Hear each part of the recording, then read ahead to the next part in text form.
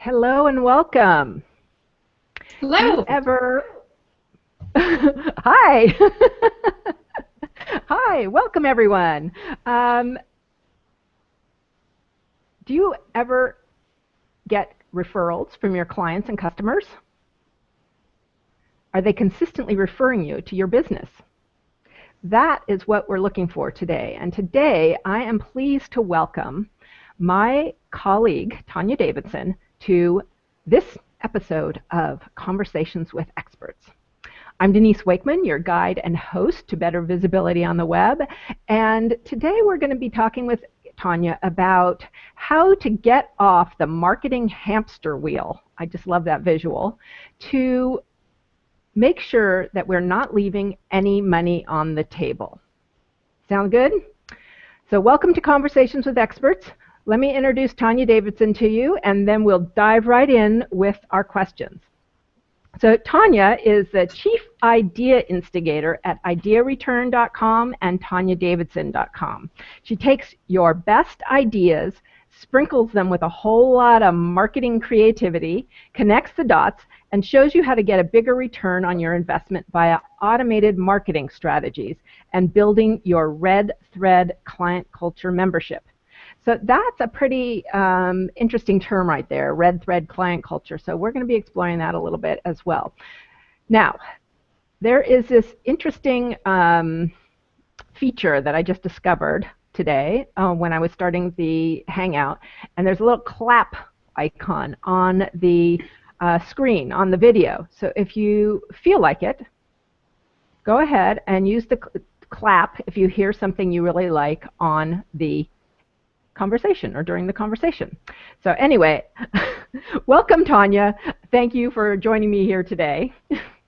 Thank you so much for inviting me. I feel so blessed to be here, and I'm so lucky to be asked to be a part of your show. I watch it all the time and get the podcast, so thank you very much. Well, thank you. Thank you. We're, you know, it's a fun thing to do, and I love introducing new people to my audience, and I'm really excited about introducing you and some of your ideas and concepts around client care.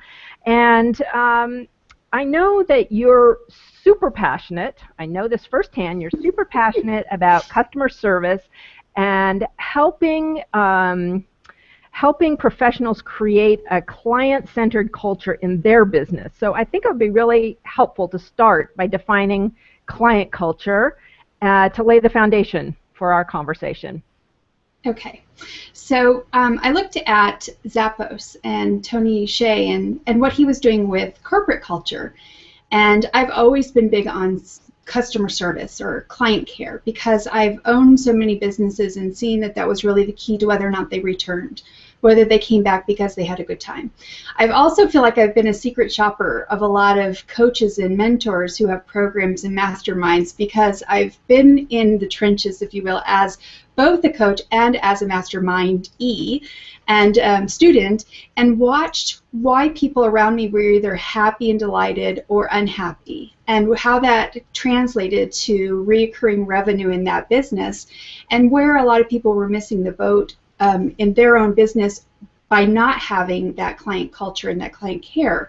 So really, it's just taking your shared values and mission for your business and how you would like to be treated if you were your own client, and transferring that into a plan that actually goes through the process of how you treat that client from the time they're a prospect to the converted client. So it's not really customer service because it takes it beyond that. It's really looking at this many year-long plan, several years, of how you can serve that person and make them feel like they're seen, they're heard, and they're remembered.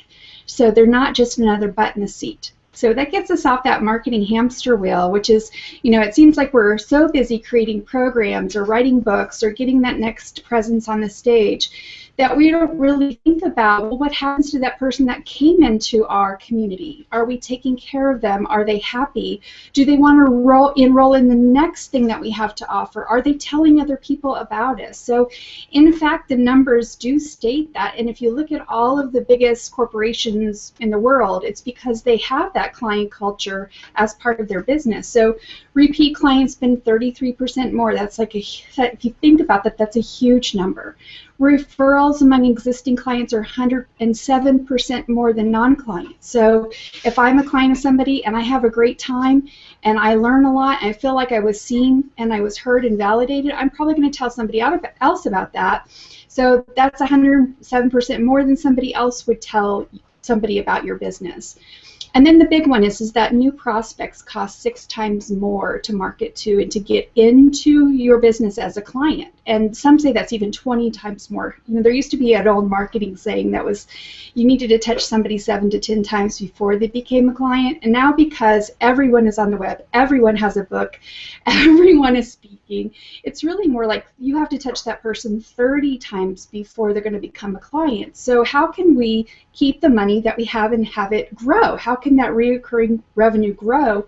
And that's really by taking care of our clients, you know, and thinking about what do they need from us. And the basic needs that we have is that we just want to be seen. We want our coaches or mentors or the people that we're working with to really know us, to know our business, to care about our business, to care about our growth, and to help us get out there and be seen and be heard by other people. So it's making us part of their community. It's nurturing us. It's actually caring whether or not we succeed, not just taking our money and then get onto the hamster wheel to get the next person's money. Yeah, I think that that's a really important point you're making, that it's not about just, you know, get the customer or client, serve them, and move on. You know, so what you're talking about is something that is really a very long-term process, way beyond that initial product or service that brought them into your world, right? Right. So, you know, we always worry about the first 10 or dozen or 50 people that come into our business, and we should. We need to find ways to magnetize them to us, do social media, write content, get out there so they know that we're an expert, speak, whatever we need to do to make that connection. But instead of turning our back on those first 10, dozen, 50 people, we need to turn to them and make sure that they are having a great experience, that they're making progress, that they're implementing what we're teaching them, and then when they're done, that we're nurturing them to say yes to the next offer that we have for them. And sure, we can go focus on the next people that we're bringing in, but we don't turn our backs on those people. We don't say, you know, okay, we're done with you, because they're ready to say yes. Every mastermind I've ever been in, which is quite a few, every single person in there would say yes to something that would be offered. There's very, very few that would say no, because there's that hope. They bought into you. They believed in what the transformation, the promise that you were delivering, or they believed in the product that you sold them. So they're ready to give you the benefit of the doubt of the next program being whatever it was that wasn't fulfilling for that. So it's an easier sell than a new person who's never experienced you and never bought into you in the first place. So to turn our backs on that is turning our backs on the revenue that's sitting there on the table. So really walking away from piles of money. And from those, even if you started out with a dozen people, a dozen clients, if you nurture them the right way, they're going to go out and tell 5 to 100 different people about you through social media and about their experiences or when they're at an event. And you're going to get new clients because that's social proof. That's the best thing that you can hope for, is for somebody to be happy to be talking about you. And it's a referral that's stamped with approval. Right. Oh, I like that. A referral stamped with approval. Yeah, and you know, I'd ask those of you who are watching right now and in the future, you know, the replay, think about, you know, what do you do for your current clients to bring them along to the next thing? What are you offering them as the next thing? And you know, I would caution you to think about this as like, oh, well, you know, you're just trying to get more money out of me or something like that. This is about actually serving people to help them progress in whatever you're helping them do. Is that correct, Tonya? Absolutely. So when I help other clients or students, I want them to always think about their brand. So that's that standout brand. And a standout brand isn't just about one thing that you offer, one thing that you do. So you can start with one thing, or you can have that thing that runs through all of your business. So it's that one key thing that you do to serve people. But you might have expertise here and here and here and here that all have to do with that one thing. And I call those integrated product suites. So if I were to come to you with a basic problem and that I needed solved in my business or in my life, there's a core thing that runs through all of those things that you teach that you're so good at. And you take that first issue that they have and you offer that first, but you know that you're not done. You still have all these other things that you would like to teach them or give them a transformation solution that would take them through the process. So those are some people call them a leverage progression plan. Some people call them integrated product suites. But if they're not well connected and planned out or strategized, they just look like a chaotic mess of offerings. So you're not serving your client best if you haven't first figured out what that thing is that you do, that soulful story that is your superpower. And then how are you going to touch them? And in what progression are you going to touch them? So you're seeding the idea of each transformation through the previous transformation. So they're ready to say yes to you as soon as you've made that offering. And then how are you going to connect that to your authentic purpose, which is your story? And then how are you going to have that stand out through your design differentiation? So that's, how does that look visually? How does that look on your website? How does that look with badges or with logos or icons that you have for each program, so that it really stands out, so that when they see the message, they know that you're talking to them about this thing first and then this thing second, and it makes a logical progression for them. Okay, I need to do this step first and then this step. And you have a client for years, for a long time, because they're never done. As long as you're making them happy through each step and they feel like they're being seen and heard and validated. We all just want to be loved, right? So how can we love our clients wholeheartedly so that they feel like we're there to really deliver on what we say we're delivering? Not just that marketing, selly stuff that we do to get people in. And we have to sometimes do that. I mean, it's part of marketing, it's part of sales, but we can do it in an authentic way that actually serves them through the whole process of their business or their life. So you've said you've brought up two things that I want to touch on a little bit more. Initially, you said that your clients all want, well, I've heard you talk about that, your client all want one thing, and by providing this one thing, this is how you can set your business apart. So is that what you're referring to about we all want to be loved? Yeah, I think that's the basic thing, is that when people come to an event, they really want you to know them. It's impossible when you have 400 people in the room, but there are ways for you to make them feel like you know who they are, or that they're part of this new community, that they belong, and that you have an interest in their success. So it's really about that being seen, being heard, client culture, and then also about that community surrounding them. So how do you build your own community or membership so that you can sort of give them this great big hug? And when they come to that event or to your first program, they feel like they're a part of that. And the more they participate, the more they get out of it. The more they're on that forum or chat board or coming to the events or the masterminds, the more success they're going to have, because you cannot not have success if you're taking action. So right. That's the whole point, is to get them engaged. We don't want to just get them engaged as prospects, which I think is where we miss the boat. We're so focused on prospects converting to clients. It's now, okay, we got them here. Look at Apple. They do such a great job of getting you to buy the first product, and then they're always making sure that you're ready to buy the next product, and then they're updating that product, and you become part of this family or this clan or cult, if you will. You drink too much Kool-Aid. We drink a lot of Kool-Aid in this house, by the way. So, that's what you want to think of your business, is how can you continuously see the next step? How can you pull them in and bring them into your circle? I'm holding up this big circle. And how can you make them feel like they really matter to you, that they're not just another investment that you're putting in your bank account? Right. Oh, that's a good point. So that brings me to get some clarification on this other point, which is you talk about the integrated product suite and that there needs to be something that goes through all the way. Is this what you refer to as your red thread client culture? Sort of. So the red thread client experience is based on the warp threads that go through your business and the weft threads that touch each one of those. So the way that I imagine a business is it's like a piece of fabric. So we all have these warp threads that go across our business, and they hold things together. So here's our first program, here's our second program, third program, and so on.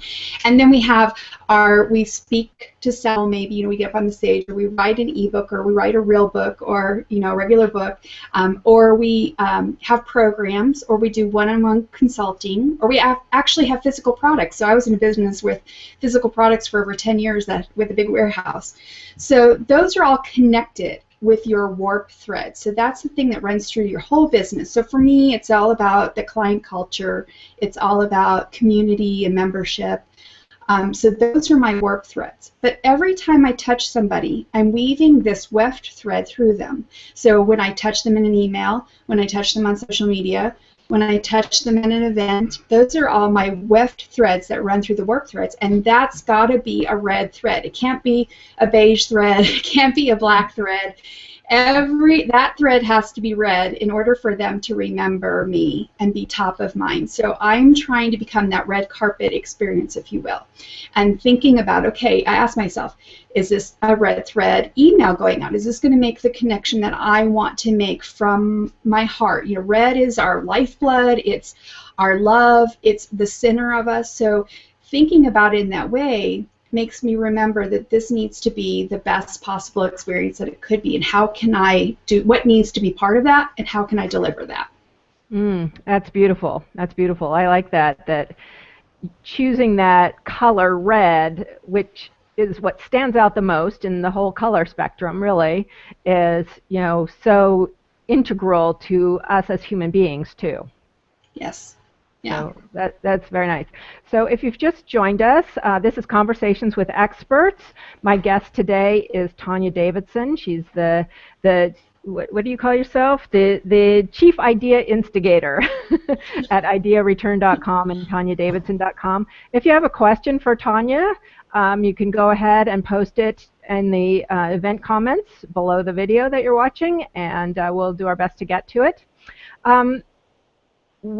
Another thing you've alluded to, you've so beautifully set this up for me, because I can just keep going back to what you are alluding to, is that you need to map this out. You talk about multiple years of mapping. So can you talk a little bit about what that mapping is and what that might look like? Sure. So, I love to write content. Some people aren't so happy about writing content, but content really is the basis of our business because it shows our expertise. But we have to have a plan. If we don't have a plan on what we're going to do with our content, it's just wasted words on paper because it never reaches the right person. It doesn't make the impact. And that's pretty much like everything that we do in our business. If we don't have a plan and a strategy for how and why that is important to the person we're trying to reach and how we're going to reach that person, it's pretty much all for nothing. So I like to, we used to build websites, we still do, but we built websites for clients, and we do all their automated marketing and all of those things. I have a team, and we're Infusionsoft certified consultants, and we have a workflow chart. So we'll have the first stage, the second stage, and the third stage, sort of like priorities that we want the client to, hey, we're in this first stage, these are the things that need to be done. This is the second stage, and these are the things that need to be done. And we call that a workflow chart. And I got to thinking about how when I touch clients, and some people don't like the word touch, so when you can exchange that for experience or communicate or whatever you would like, but I think of it as touching them. I want to grab their hand and say, hi, it's nice to meet you. I'm so glad you're here. Welcome in. And when I think of touching them, I think of, okay, well, where am I going to touch them first and why? And what's my goal? And what would I like the outcome to be? And what would I like them to know at this stage? And what kind of touch is it? Is it a sales touch? Is it a welcome touch? Is it a, integration touch? What is it? And so I got to thinking about, when I map that out and I strategize it, it's called a touch flow map. So I'm touching and they're flowing to the next stage. And I'm touching and they're flowing. And if I don't figure that out and strategize that, then I'm pretty much just doing it for nothing. I'm just throwing stuff out, hoping it'll stick, like the spaghetti approach. And that's what I don't want my business to be. I want it to be very calculated, but whimsical and fun, and to be heart-centered, but also strategic. So I think about, okay, I'm going to touch them here, and then what is my goal, and then how am I going to touch the next? And I think that when we come back and we think about how that content that we write and what our goals are and what the transformation we want to provide at each step, when we think about that and map it out, it gives you a beautiful plan for your business that makes sense to the client and makes sense to you. So I call that a touch flow map. Okay, so how does this look visually? Like, how would somebody create a touch flow map, just, in general? Well, if you're anything like me, you can see I have whiteboards everywhere, or you can just get out a piece of paper. I do it actually every week. I wish I had grabbed it beforehand, but I do it every week, and I have an exercise that I do on Sundays called the Sunday Summit, and it's a free tool that I developed, and it makes you think about what you did last week and didn't accomplish and what you need to accomplish this week. And I flip it over and I just kind of draw out circles of things that need to be done. So errands might be over here, and then underneath it I might have all my different errands, and over here might be phone calls, and all those things are bubbled out, and it comes from the center of the goals that I want to get done for the week. So you can do this just by drawing on a whiteboard or on a piece of paper or in your journal, or you can use, in our team, we use mindmeister.com, which is free for like the first 30 days, I think. And you can share it with other people. So you just send them a link and then they can add their bubbles to it. You can use mindjet.com. There are other mind mapping tools out there. Some people aren't visual, so maybe you just want to write words, an arrow and another word on a piece of paper. So it doesn't have to be pretty. But you could make this very therapeutic art-wise by just getting out your crayons and your markers, because remember that the subconscious remembers 78% of everything you see and do. So the conscious only remembers 12%. So we have this big disconnect because our mind remembers visuals very much more than things we heard or things that we tasted, smelled, whatever. We remember visuals. So the more that we can put hand to paper or see our vision, the more that our mind will remember it later. So you want to try to incorporate those tools into everything you do. So even when you send out your pink spoon or your freebie, you want to think about sending it out so that you're attempting to reach different kinds of learners. So there's a VARC, there's visual, there's auditory, there's read, write, and kinesthetic. So if you can make your freebies or any of your materials reach to different people, so like you do, you have a webcast, which is your hangout show, and then you make it into a podcast, it's an auditory. You also send out a transcript, so that's a visual for somebody who, like me, who likes to read. And then you'll sometimes have your guests have, exercises that handouts that people can fill out. So now you're reaching whatever that type of learner is, and they're going to remember everything you shared with them more than if it was just one thing that you chose, like a video. Right. Okay. Okay. Well, that's good. So it's, I know a lot of people love mind mapping software. I'm not that big on it. I tend to get stuck. But anyway. I think I tried to get you to give me one once. What? I think I tried to get you to give me one once. You did. Like, I don't do that. Yeah. I wasn't very successful with that, was I? Yeah. So what other kinds of tools or tactics do you use once you've laid out your map? So right. You've created that map of the flow. Then what? What happens next? Right. So now we're in the we're past the strategy section. Now we want to go to the tactics. What are the things that we can use to actually deliver all of those things that the touch flow map? So we're looking at autoresponders. We want to be able to use an autoresponder, whether it's a MailChimp, Aweber, iContact, One Shopping Cart, whatever it is that you're using, Entreport, Infusionsoft, to get that material into the inboxes of the people that you want to reach. And we want to be able to send out emails, because I think what most of us forget is that our number one cost in business is our labor. And we often think our time is free, because that's not just talking about your VA's time or your OBM's time, but it's also your time. So we need to minimize the amount of time that we touch anything, that we're touching our computer, that we're sending out emails. We want to do it once. And that's the beauty of automated marketing, is we can create emails and campaign strategies and sequence those out so that they're done once. And then you can queue them up, you can easily edit them, stick them into the next campaign, and it's set for life, or set for as long as it's going to work for you. And then you can go back once a year, every 6 months, and make sure it's up to date. But that's a way to email thousands of people every week without having to write every individual email. So an autoresponder is key. Then having a deluxe autoresponder will allow you to segment your delivery and your content to specific people.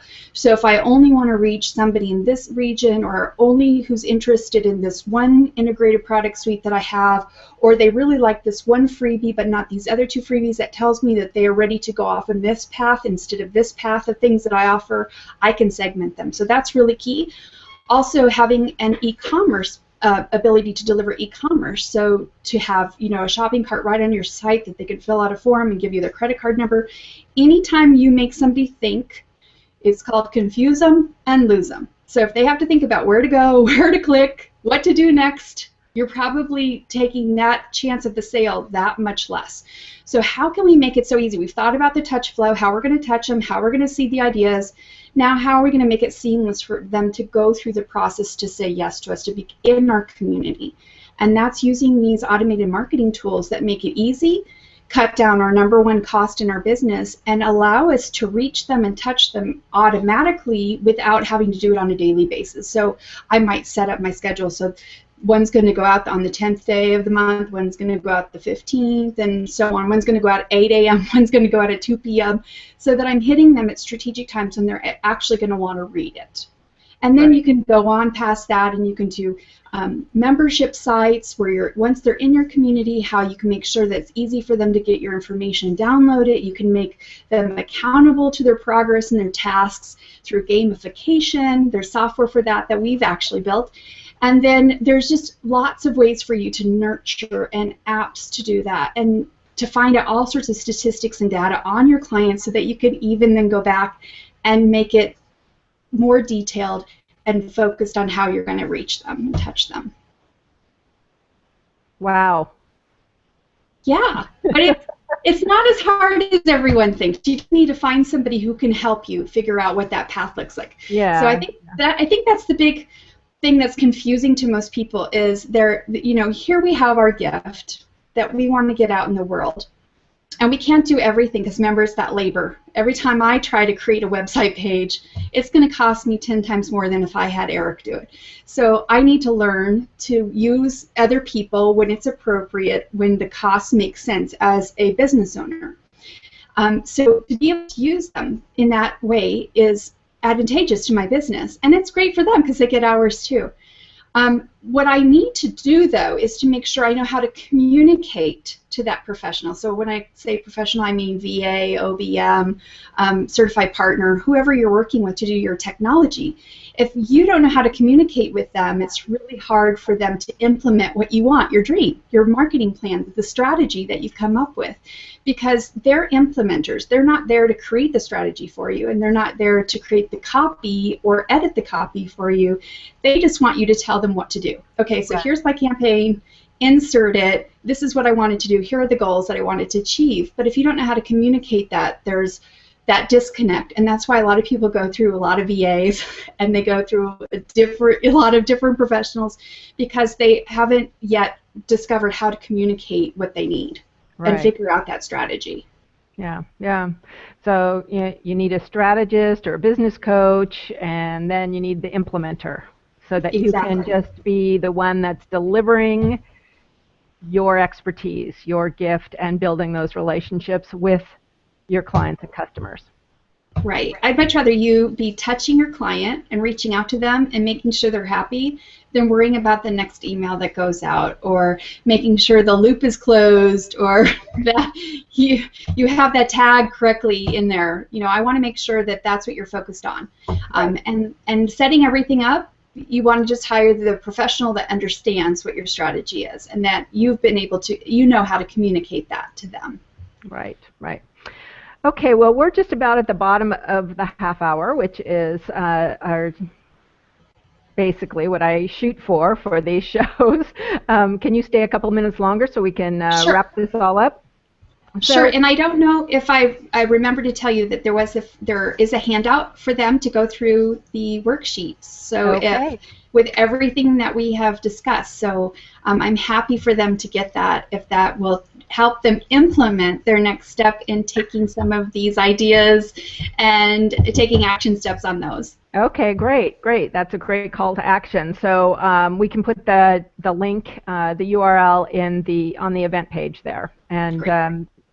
um, so before we say what that is, one of the things that I've read and that I've heard you say, and that I'd like to just throw out to the audience too, so that they can get a sense of what this means, is you often refer to making your client or customer their next best habit. Yes. What does that mean? That I want them to be addicted to me. So, and to you. You need to be their addiction. Like we were talking about giving up caffeine before we started the show, because I have always had an addiction to either Diet Coke or coffee. And I want you to be that for your clients. So how can we create a way that you are always top of mind, that you're spider webbed in everywhere? So you're on, every time they turn around, they're seeing your name or seeing something that you posted or seeing someone mention you, or they're getting some content that's saying, that's smart, that's a thought leadership thing that I should look at, or I'm interested in that. And that's making you their next best habit. And that all comes into through your client culture and that you taking care of your clients. So if you're not doing that, you're not going to be top of mind. But there are certain people I remember throughout the day, which I don't know why they pop up. You logically you're like, why are they popping up in my head? But it's because subconsciously they've always made that touch with me, and they've made themselves my next best. I'm their next best. They're my next best habit. So I can't do without them. I can't stop thinking about them, and that's what I want for my clients' business. I want them to create that need and that urgency and that addiction in their business for their clients. Right. And so this is a good addiction that you Yes, want your yes, clients to healthy, have. healthy. Makes them money, right? Or Yeah, changes their life in some way that makes their life happier or more fulfilling, which is the only reason why we're here, is just to live life to the fullest and making our businesses easy and painless and successful so that we can serve more people. That's all that I want every day. That's what I think about, is how can I and, serve? right. And I think that it goes two ways. To kind of pull it all together is that as the business owner, you want to be working with those people who are Right. addicted to you in a healthy way, who want to learn from you and who you do make happy and excited to, keep evolving and transforming in their own businesses. And because as the business owner, at least in my experience, when that is happening for my clients, I get so much joy. I mean, I just like have a huge smile on my face all day when I get some good bit of news that something that my clients and I have created together, or not created, but if they've evolved in some way, because of something I've helped them do or guided them to, that's just like the best feeling in the world. So it's a two-way street. We want those Yes. clients and they want us because it's better for them too. Yeah, it's living that legacy now. Like I've Oh, I heard like the that. word legacy come up a lot lately, and I think, I'm not. For me, it's not important for that I do something so that it's around for generations. I Yeah, really just want to affect people now so that they can affect people, and that I'm touching people and making a change now. That's what I want to live my legacy now, not later. right. So I think that's what you're talking about is how can we make this world a better place? How can we make people thrive? How can we make them happy? And even if your job is, I worked cleaning condos when I was in college. Even if that's your job, you're changing someone else's job because you want to be that linchpin in that position that you make the other person, their life better. Right. So how can we do that everywhere we are? How can we touch people? How can we make that stand out? Good, good. I And like that's how that. your business stands out. That's right. That's right. So it's all tied to visibility too, which is what, my Yes, focus is on. Help you get seen and found and be top of mind, when somebody exactly. finds you or sees you. So where can people get in touch with you? How can they learn more about you and connect with you? Um, I'm on Facebook, Google, Twitter, LinkedIn. My website is tonyadavidson.com or ideareturn.com. Please reach out to me at any of those places. I would love to connect with you. I post a lot on social media, just thoughts and ideas and tips and tricks, just to serve and to connect, to make that connection. I am definitely a person who thrives on connections. I need to go to events. I need to meet people. I need to talk to people. So yes. Yeah. Great, great. So tell us again about your handout that you're generously, offering the audience. What is that call to action? It's a 12-page handout that I created just for this call. It's all the different things that we've talked about today and some things for them to think about. So it's some brainstorming exercises. It's some fill in the blanks. There are some circling things that you could do better, words that are emotional focused words and action words. There are some ideas that are there and some acronyms to help you remember the things that we're teaching, that I'm helping train today, that I would like to serve and help you with your clients today. So it's definitely a handout that's more than just a report. There's not a lot of words in there. I'm trying to make you think about your business. I'm trying to have you think about that touch flow map and what it looks like for you. Okay, and what's the URL? And I'll put it in the. Sure. It's tonyadavidson.com/Denise. Oh, well, that's pretty easy. Definitely can remember that, right? TonyaDavidson.com/Denise. And I'll Yes. also, once we're finished, I'll put it into the comment area as well. Great.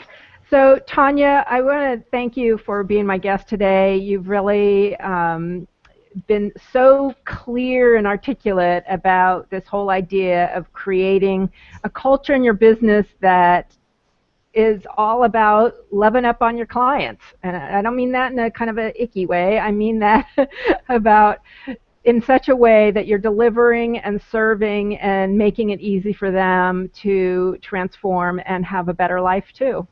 Yep. It's from the heart. Yes. Oh, I like that. From the heart. From the heart. Okay. So thank you very much for being with Thank you. me here today. And everybody, I want you to circle Tonya on Google Plus, since that's where we are right now, at least live. If you have any questions for Tonya, be sure to post them in on the event page, and I'll be sharing that URL, TonyaDavidson.com/Denise, so you can get your own personal copy of the worksheet that's going to help you create a client-centered culture in your business. Thank you very much, and have an adventurous day. Thank you.